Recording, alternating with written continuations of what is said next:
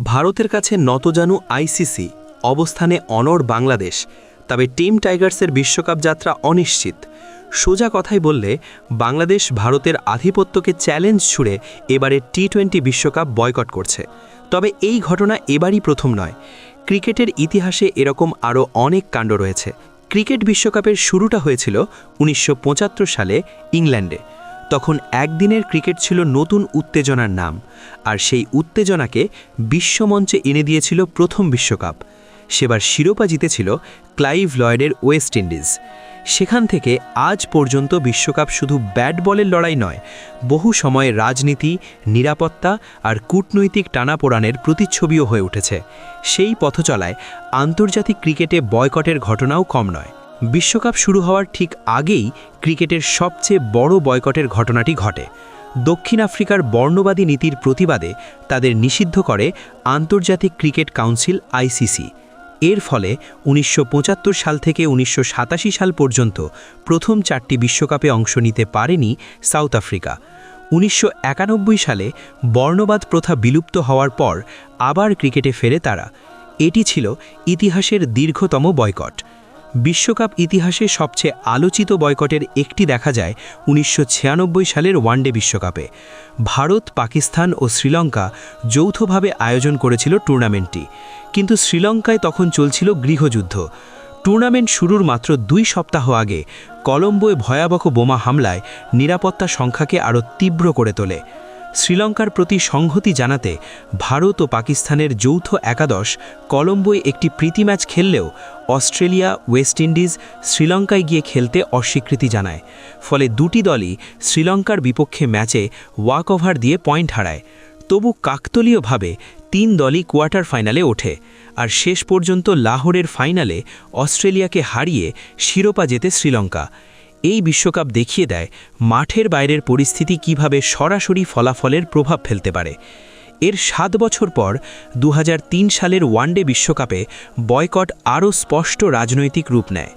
দক্ষিণ Africa, Zimbabwe ও কেনিয়ায় আয়োজিত এই টুর্নামেন্টে হারারেতে জিম্বাবুয়ের বিপক্ষে খেলতে অস্বীকৃতি জানায় ইংল্যান্ড। সেই সময় ব্রিটিশ সরকার প্রকাশ্যেই রবার্ট মুগারে সরকারের বিরোধিতা করছিল, এবং তাদের মতে এমন সরকারের অধীনে খেলতে যাওয়া নৈতিকভাবে ঠিক নয়। অন্যদিকে নিউজিল্যান্ড নিরাপত্তা সংখ্যার কথা বলে নাইরোবিতে কেনিয়ার বিপক্ষে ম্যাচ খেলতে যায়নি। এর কয়েক মাস আগেই মোম্বাসায় বোমা হামলার ঘটনা ঘটেছিল। 2 দলই ম্যাচ ভেন্যু বদলের অনুরোধ করলেও আন্তর্জাতিক ক্রিকেট কাউন্সিল তা মানেনি। ফলাফল হিসেবে জিম্বাবুয়ে ও কেনিয়া ওয়াকওভার পায়।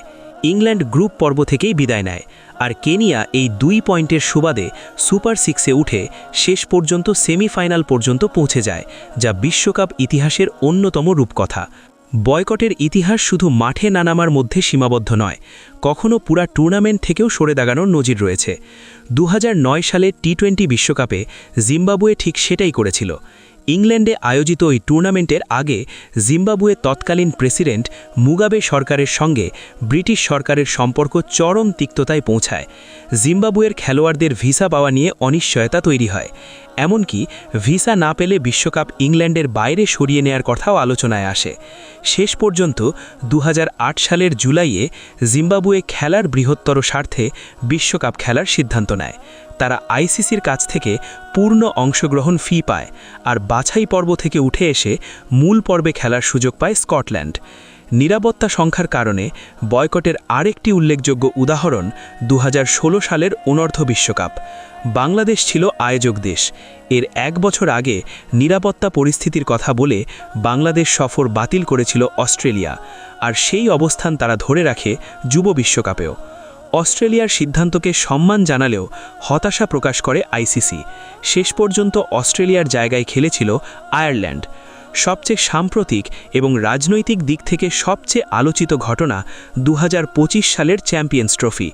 29 বছর পর পাকিস্তানে কোনো আইসিসি টুর্নামেন্ট আয়োজন হলেও শুরু থেকেই প্রশ্ন ছিল সেখানে ভারত যাবে কিনা। 2023 বিশ্বকাপে পাকিস্তান ভারতে খেললেও 2 বছর পর ভারতীয় ক্রিকেট বোর্ড জানায় সরকারের অনুমতি না পাওয়ায় তারা পাকিস্তানে যেতে পারছে না। দীর্ঘ আলোচনা শেষে আইসিসির সঙ্গে সমঝোতায় 2024 থেকে 2027 চক্রে সিদ্ধান্ত হয় যে ভারত ও পাকিস্তান একে অন্যের দেশে আয়োজিত টুর্নামেন্টে নিরপেক্ষ ভেন্যুতে খেলবে।